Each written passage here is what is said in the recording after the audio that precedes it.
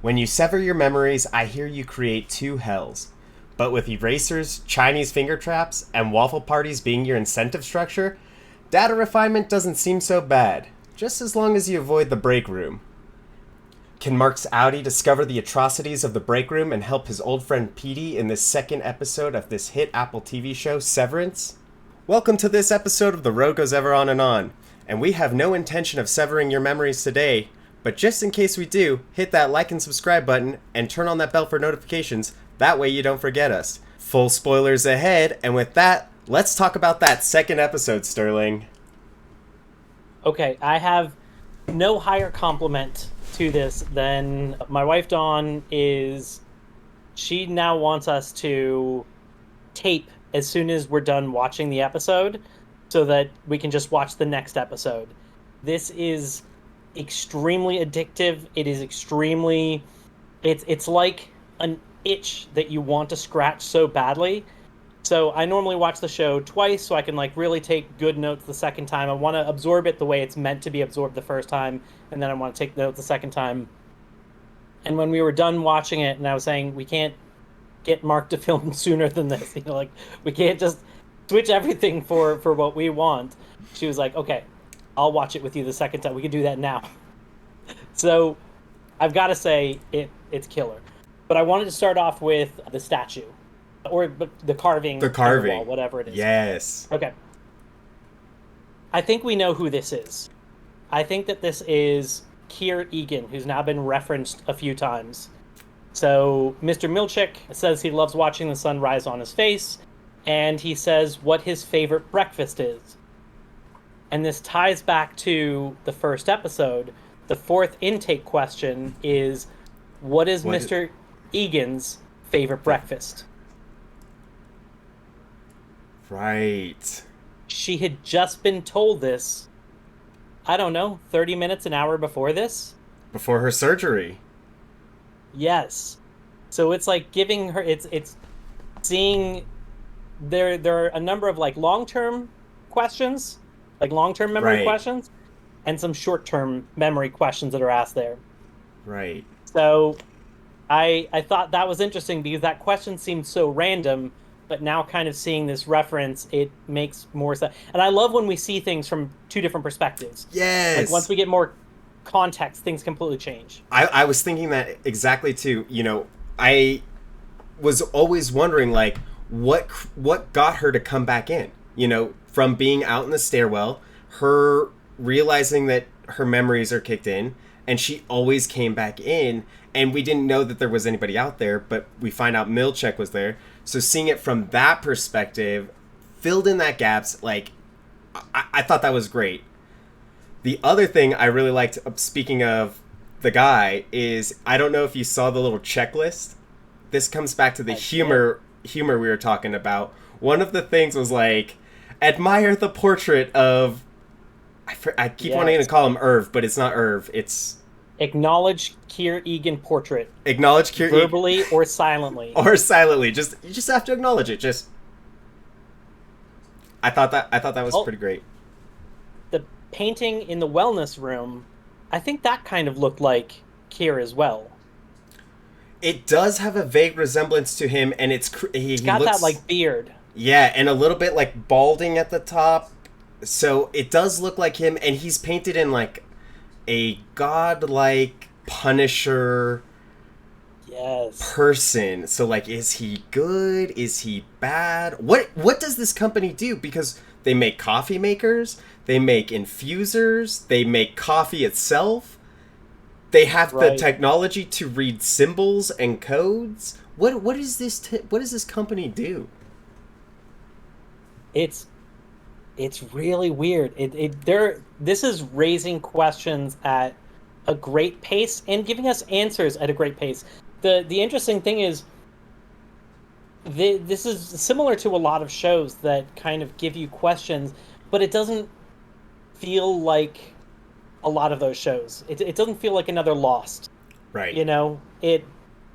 Especially a show like that where you don't you weren't 100% sure if they even knew the answers. Or if Right. they were just throwing out questions, seeing what was most interesting to the audience, and then just kind of taking it from there.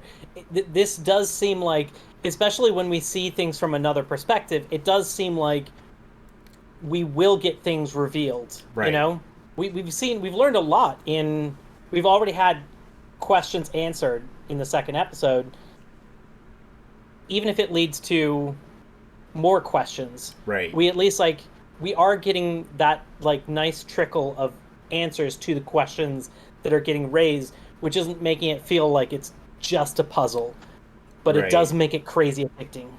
Well, I really hope that there is a payoff for this data refinement stuff because they showed us, like, they could show us just clacking on a keyboard, not really doing anything. They're not even computers, they're consoles.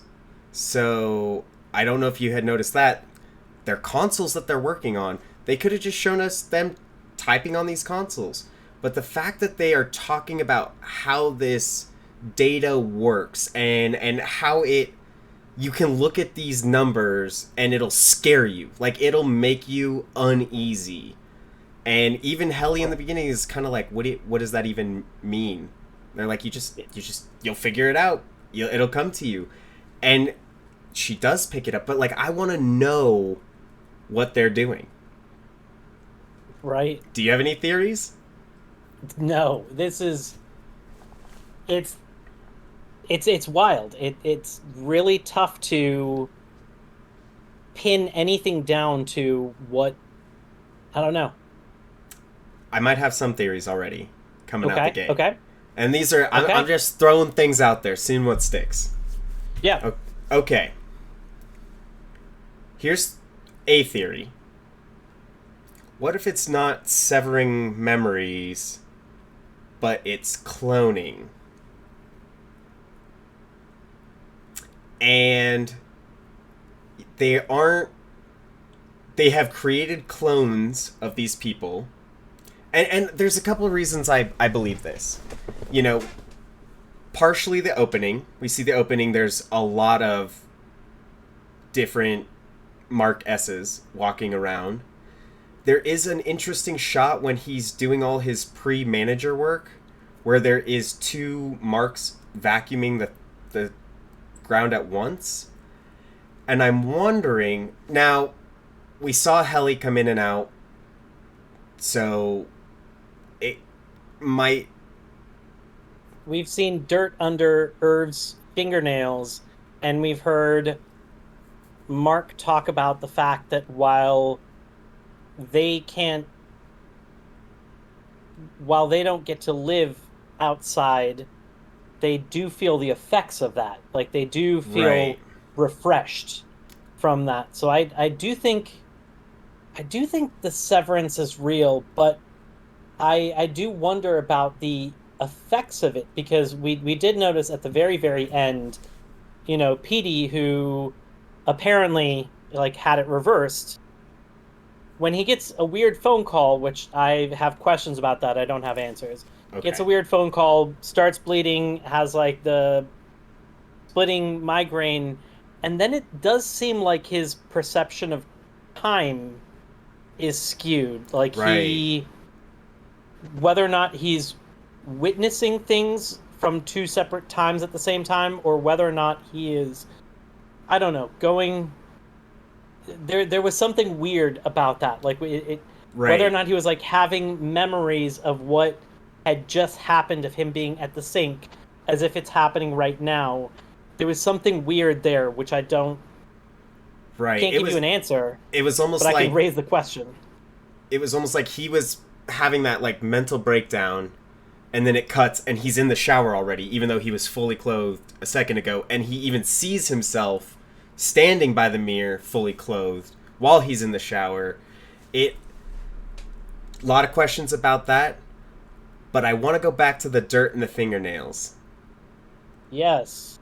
I have a theory about it. Okay. I think Irv is Petey's best friend. So in the first episode, Petey said, I'm your best Yep. friend, Mark. You're my really good friend. Okay? We see that Irv is upset with Mark for putting the pictures away. Mm. I think the dirt under Irv's fingers are from the greenhouse where Petey was staying at.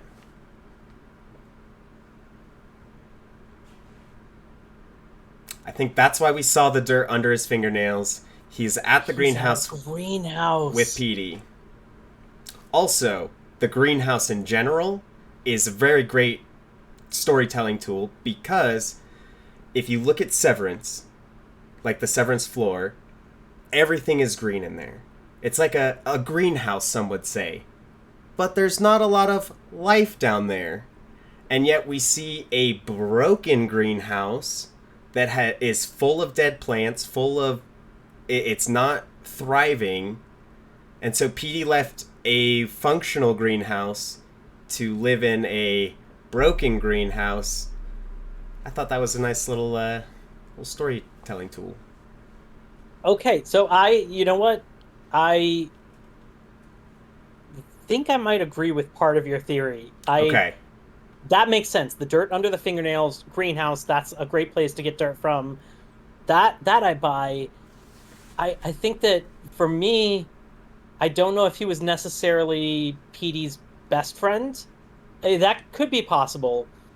But the reason that I thought that he was upset about the pictures being taken down is what I've gotten so far about Irv is he's a stickler for the rules and he wants to be so gung-ho about everything that they do.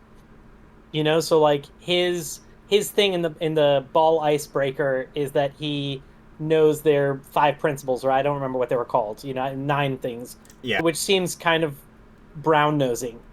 And he's super excited about about the guy he meets in the wellness center.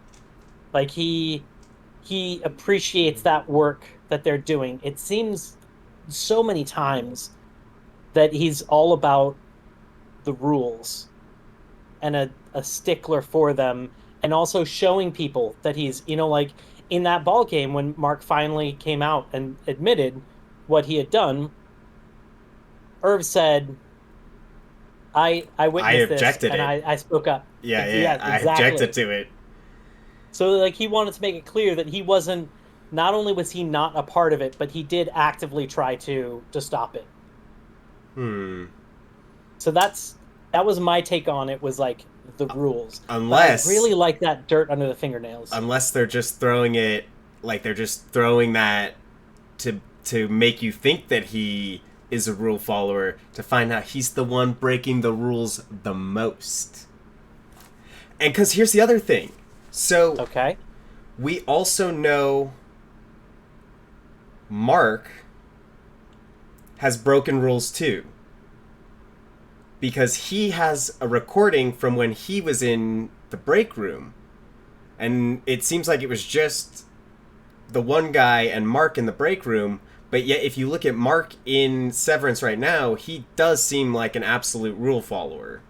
But it does seem that Petey has talked to Mark about it, about like how they've been not happy with how management has run things, how they have been wanting to try to fix it.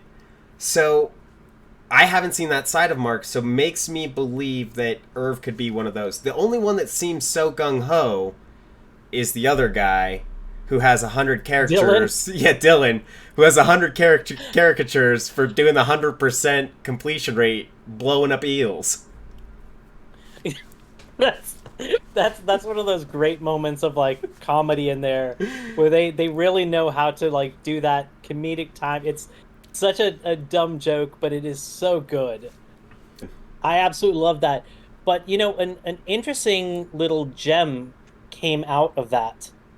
So did you hear him talk about the reason that they don't always get 100%, they only do it about 1 in 5. every 5, and that number is better ever since Mark's freshman fluke?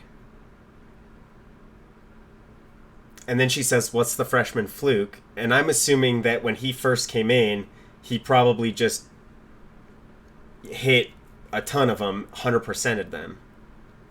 I think he well, and it also leads to the fact that there's been like a change since that. Like they weren't doing quite that well, but now they're doing better ever since the freshman fluke. I think fluke makes it seem like it was a mistake. Right. So like maybe he accidentally discovered something that has caused them to improve. I don't know what that is. And I do kind of think that's related to why he possibly has that like etched image. I was going to ask you that. If that's because why that's so he got different it. from Yeah. that's my only guess. I have a question though. Do you think that they lie to the people about what they're doing in the Severance program? I mean, are you talking about the innies or the outies that they're lying to the outies what the innies are doing in the program? Because Mark, when he talks about it on his date, he says, "I'm like the historian of their thing," which would check out that he is a historian, like he was a history teacher, and now he's the historian of this, and that's why it has to be super secret. Like what they're doing is not really like they're just feeling out these numbers and they can feel it out, but they're not like getting information, so why would they need to be severed for this thing? And when he talks to Helly, when she first walks out of the thing, he says, "It's a miracle that you came here. It's really amazing what you're doing."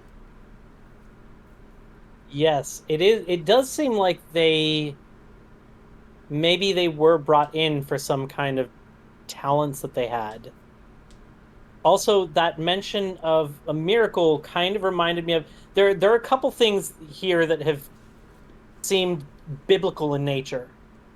Whether it's biblical or religious or have kind of like overtones of things like that. In that cleanup prep scene, where he's doing the checklist. Right. Did you hear what that song was? No. Don't feel bad about not recognizing it. I didn't either. Dawn recognized it. Joshua Fit to Battle of Jericho. This is a song that she listened, sang a number of times as a kid. And I was reading about kind of the meaning behind this. And it says that this battle reminds us that our enemy cannot be destroyed with physical weapons, that God goes ahead of those who are his and fights for them, and that our victory is more than possible, it is promised. The interesting thing is we don't hear lyrics in this.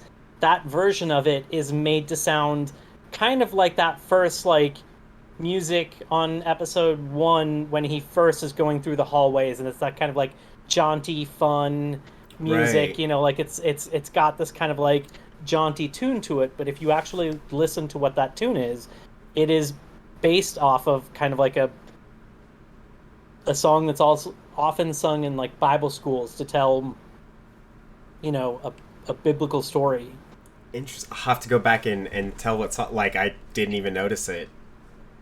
So there's that. There's been like Mrs. Selvig / Miss Coble.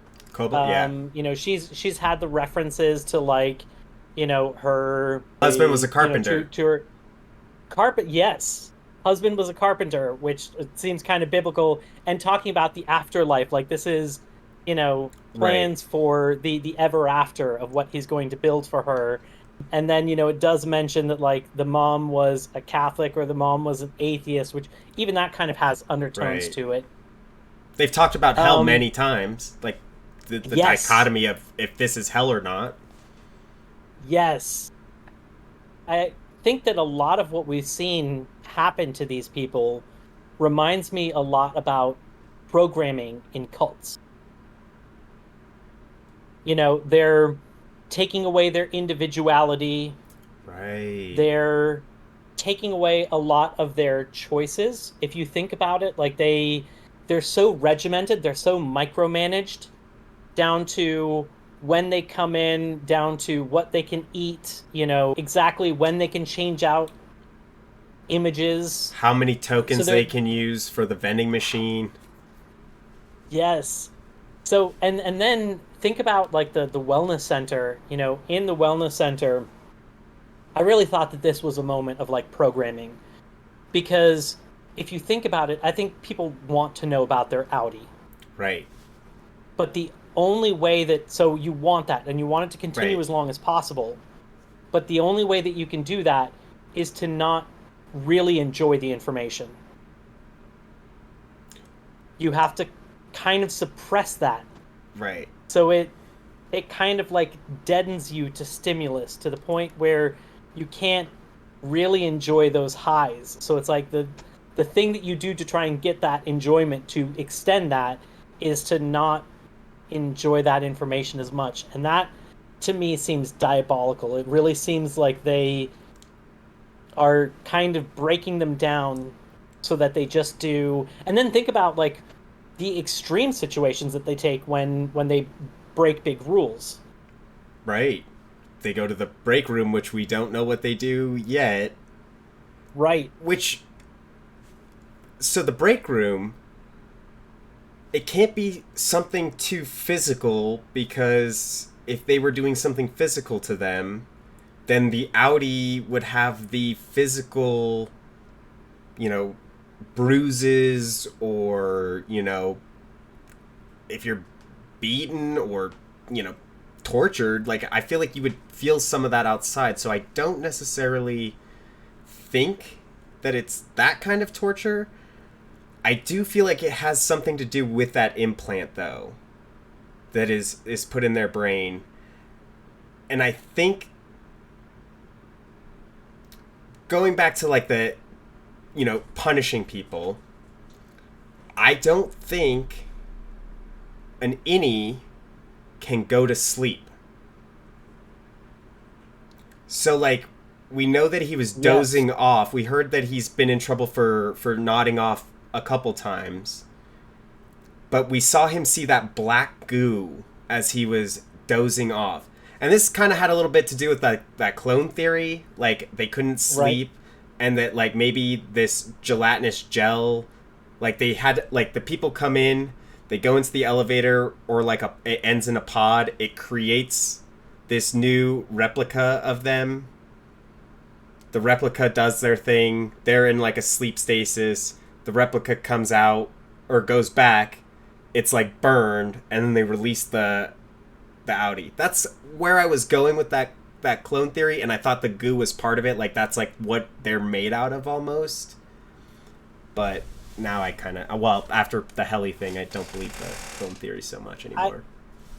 I wonder if sleeping, no, I don't know. It seems like maybe they've made sleeping such a huge offense that for the innies at least, that it triggers nightmares. Oh, maybe. Because his first thought was that he was going to the break room.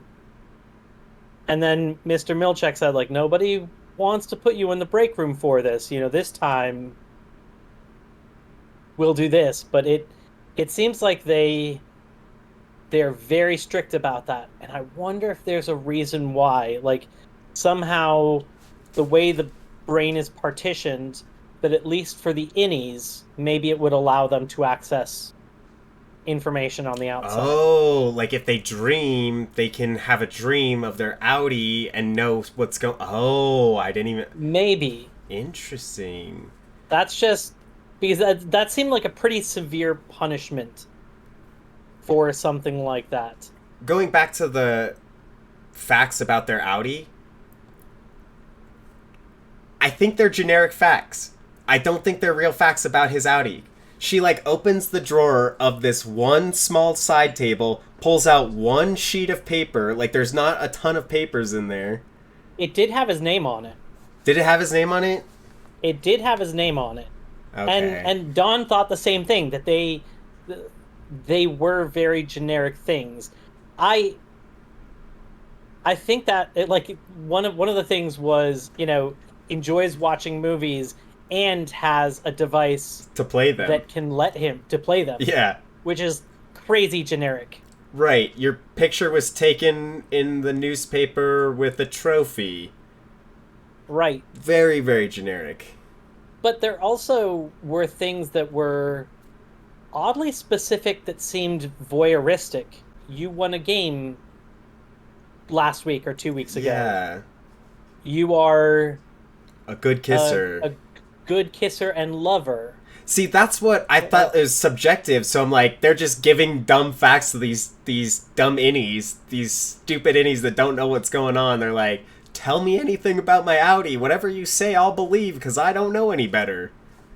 I think that goes kind of back to that programming. There's like a mix of, kind of like meh information where it's like, I don't care about that. I don't care. Like, Right. give me something real about myself. And then they give them something like that. Like, obviously, they're not going to be able to experience love inside of Right. this. Right. And so you hear something like that, and that's like, whoa, and that triggers a response. But once again, they specifically do that to get you to not enjoy that response. Like, because your reaction now takes off 10 points, you're closer to being done. So now you have to, like, deaden your emotions. Okay. Yeah, that. Okay. Yeah, that. I do think it's some real facts, maybe, but also some fake facts smattered in there to make them feel better, because I feel like that is so subjective with the lover thing and kissing thing. There was a scene where we see Mrs. Cobal, Ms. Cobal, Milchek, Yep. and I forget, Kramer? Grainer? Graner. These names, I'm having a hard time retaining them. I'm usually great with names. Don't know why I'm having such a hard time. Those three are talking about Mark when he calls in sick. And they say, interesting timing. And my curious question was, is it the timing based on Mrs. Selvig giving him the cookies or whatever biscuits they were, giving him abdominal pain? Was it because he just went into the break room the night before? I think it was the break room. Or is it because Petey's gone and they think that Petey might be interacting with him? Two and or three. I would say two and or three. And, the reason I say possibly two is because I did think that even so after the break room, we immediately after that we see him on a date that isn't going great, and he seems like he is hitting the alcohol harder than we've seen in the first episode. I think that emotional trauma of whatever they did to him in there, even though the memory of it didn't carry over, that potentially like just that terrible feeling might have carried over. Because he seemed like he was worse than usual. I think he is a pretty big alcoholic, just based on, to me, it didn't seem out of character that he was drinking. Like, I didn't think he was drinking because of the break room. I think that he's just a mess. Like, because we saw that he had a flask with him in the last episode. It wasn't that he was drinking. It was the amount. Like, he knocked back that first drink and, like, got somebody's attention for a second one and was slurring his words after. He was pretty drunk. I don't think we saw him slur his words in the first episode. We just saw him continuously drink. Right. It's like he was drinking when he got home. He as soon as he was done with the dinnerless party, he pulled out his flask. You're right. He wasn't drunk from those first ones. This time he was drunk, and that I could see. But that also could just be like he's set up on a date and he's still not over his wife. Right. So right. I may be reading a little too much into that. It could just be, emotions of like this is too soon. Well, and also I definitely think the severance is getting to him, having the split lives, because we saw how he reacted to those activists that are trying to end severance. And Right. he, basically, partially being drunk, but embarrasses himself in front of his date because I felt like he felt attacked for being part of the severance program. Right. And it's wild saying, like, we already heard from one person, the host of the party, that it was an ethically questionable choice, and it was questionable for a lot of reasons.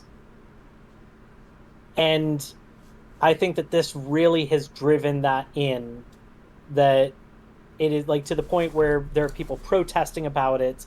And actually, during that protest, something that I thought was interesting was we heard another Egan's name. So they said something about, like, whether it was printed or said, I don't remember, but there was something like a James Eagan is mentioned in relation to the company. So don't know what that means, but obviously Kier Eagan is important. Yeah. So I just wanted to kind of like point that out, put a little pin in it. We'll put a pin on the wall with like that name. We'll tie a string to Kier Eagan, just so we can keep track of it. It's like sometimes if you don't write these things down, it's easy to forget them. Right. And like I think if I hadn't written down the thing about Kier Eagan from like the first episode, I don't know if I would have like picked up on some of these things. So I mean, I forgot about the breakfast question as being that first question, and I wrote them down and totally forgot. But I was like, oh, we have his name, and I thought, they don't say his name in the beginning, when she's admiring the outline of him, and he's like, right, oh, his favorite breakfast, I admire looking at him when the sun hits his face. And we only saw that he was like listed on that check sheet of the picture, and that's what fed into that. So yeah, that would have been a very hard thing to pick up. Another thing that was said with the activists is they talk about the severance program in general, and they said that there's some people that just do it and they don't even remember their victims. Does that mean that like you can go get severed somewhere, just have memories gone from one point and memories at another point? If you are completely severed with your memories here and your memories here, and you kill somebody as the innie and not the outie, can the outie go to jail for what the innie did? Like, so if in the workplace in Severance, right, if Mark just goes postal one day and decides to strangle Irv, and he succeeds, does outside Mark get in trouble for what inside Mark did? I wonder if this is more along the lines of maybe Lumon does questionable things that people know of. And so that leads to the question of like, what are the innies doing? Because if the things that can get out to the public are things that are ethically dubious, then what are the innies doing? And you wouldn't know that, and you would just keep going into the office, happily living your life, not realizing what kind of terrible things your innie is doing. And I think they are being used for something nefarious. Yeah. I don't know what. Once again with like the programming, this company seems like it is doing very questionable things. I don't know what. I also do feel like there is a subtle programming that is part of the Severance chip itself. Like, the way that they look at this computer and the way that they're having fear from it and these different reactions, I think that part of that is maybe testing a different, like a new application in the Severance program. Like, oh, can we, if we could we mass control people with just numbers based on fear if we severed everyone, you know? Like, because it seems like they're trying to force severance on everybody. Like, that's what they're lobbying for. Yeah, it's wild. I don't know what the end game is, but I'm super excited to see. Another thing that I was thinking about that kind of like goes towards that programming. We found out in this episode that around half of the housing is Right. subsidized by Lumen, which is another way that they can control them and another way that they can also remove some of their identity because these are very cookie cutter homes Right. that are all the same. And they can potentially, like, I think Mrs. Selvig is a plant. Yes. I think she knows both, when she's in and out. I don't think she's severed, and I think she knows exactly what she's doing. And it seems like she is watching him hard. Right, and I think it shows at the end when he brings Petey into the house. It shows her looking out the window. Like it shows it very briefly. It shows the two houses. There's windows. Shows her with pigtails, and then it cuts to them in the basement with Petey. So, did she see them bring Petey in? I do feel like we got a confirmation that Milchek isn't severed because he can go. Oh, or do you think he is severed?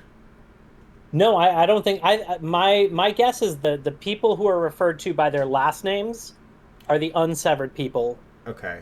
and the people who are first name last initial are severed people. Right. Do you think? So that would also mean that Mr. Graner is not severed, which makes sense because like Petey said that Mr. Graner was probably looking for him, was probably out trying to get him right then in the first episode. Right. And that seems like that would be kind of tough to do if you don't know who these people are. Right. Right. Do you think? What do you think the structure is? Like, do you think Mr. Grainer's above Ms. Koble, which is above Milchek, or is Milchek above them both? Because we've seen Milchek outside doing other things. We haven't seen them two outside doing other things. Like, who do you think's the highest of the group? I mean, I don't think Grainer is. I think he is like security. Okay. And I think he's the bulldog who, like he'll chase down people on the outside, he'll chase down people on the inside. I think he's very much the brute. Gotcha. I don't know what Mr. Milchick's position is because we haven't seen his office. Right. Whereas we know that Mrs. Koble works in, was it administration? I don't know what any of them do down there. That's the other interesting thing are these offices.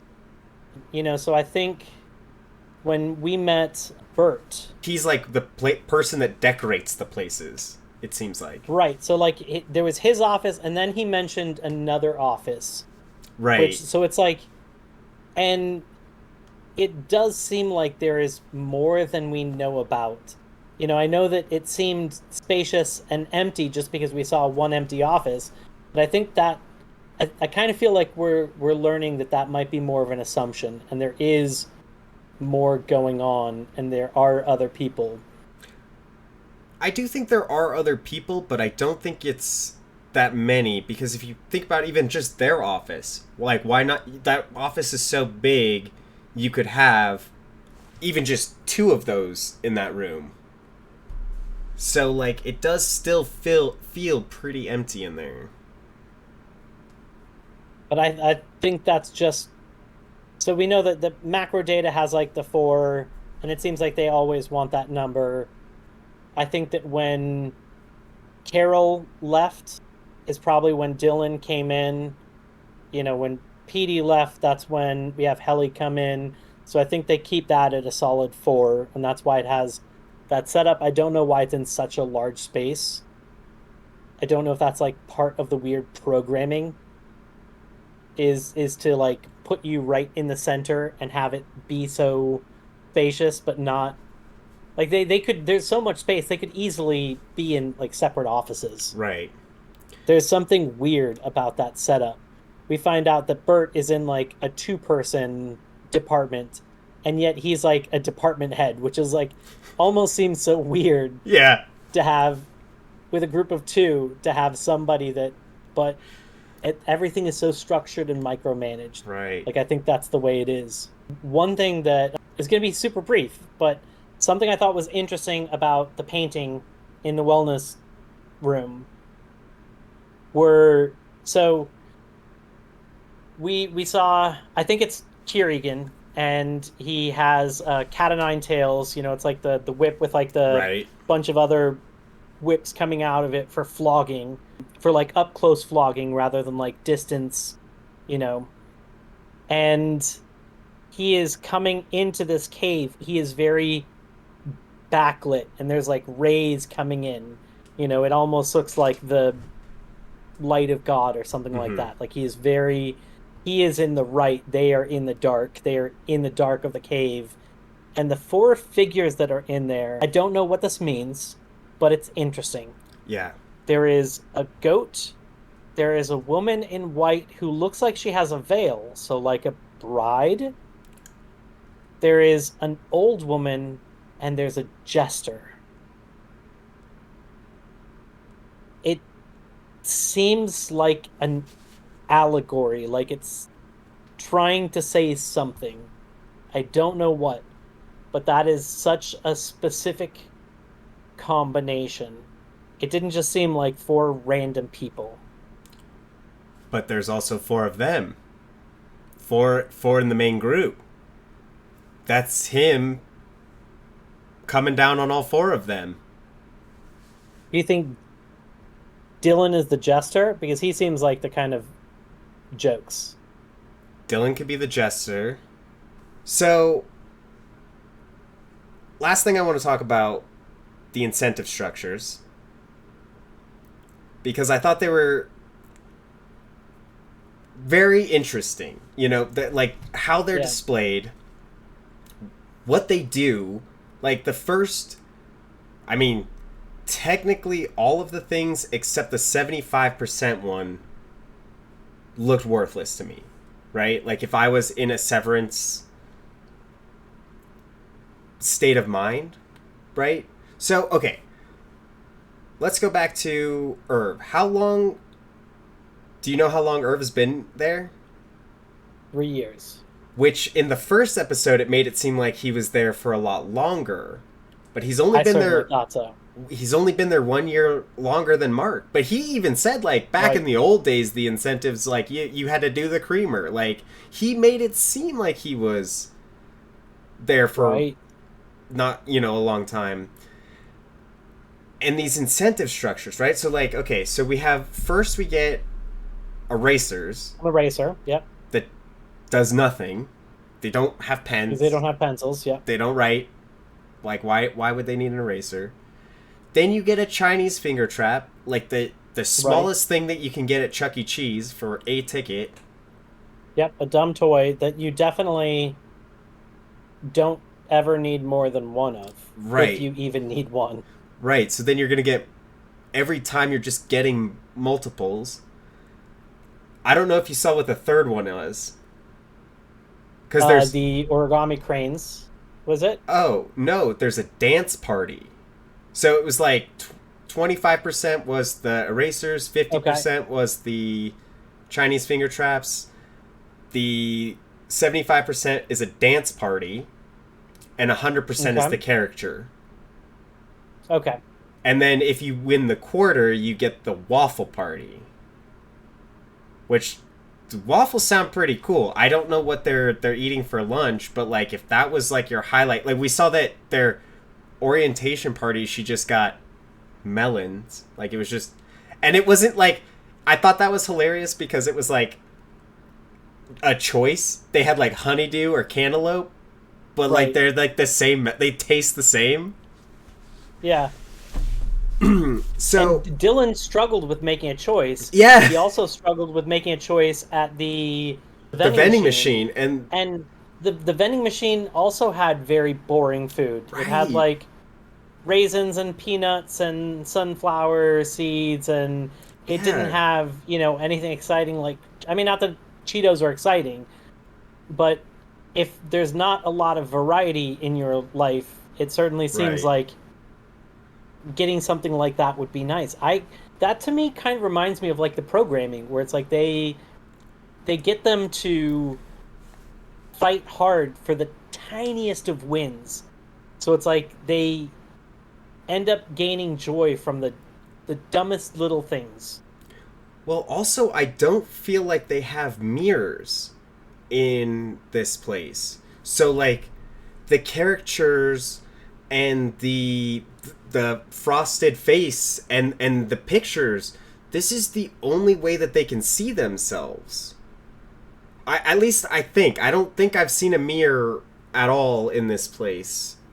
But it seems like the incentive structure to like get 100%, you get a caricature of yourself. So you get to see yourself.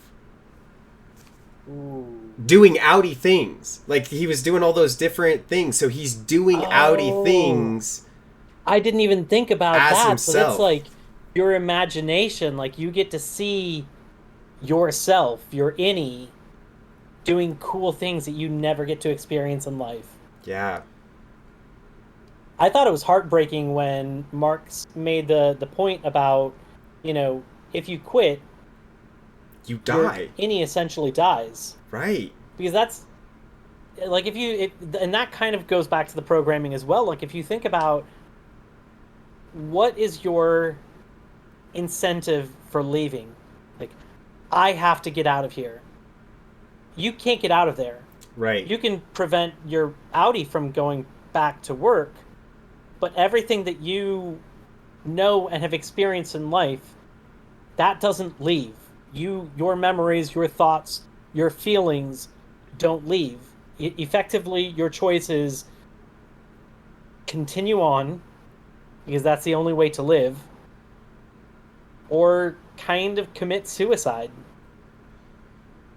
And which is better? Is it better to live in a prison and have no joys of human life, or not exist? Right. And the way that they kind of like program them, they get them to accept this, that it's not the people that have been there for a while don't seem like they think it's horrible. Right. They seem complacent, like it's not a bad place, Mr. Milchek isn't a bad, like he's a nice guy. Right.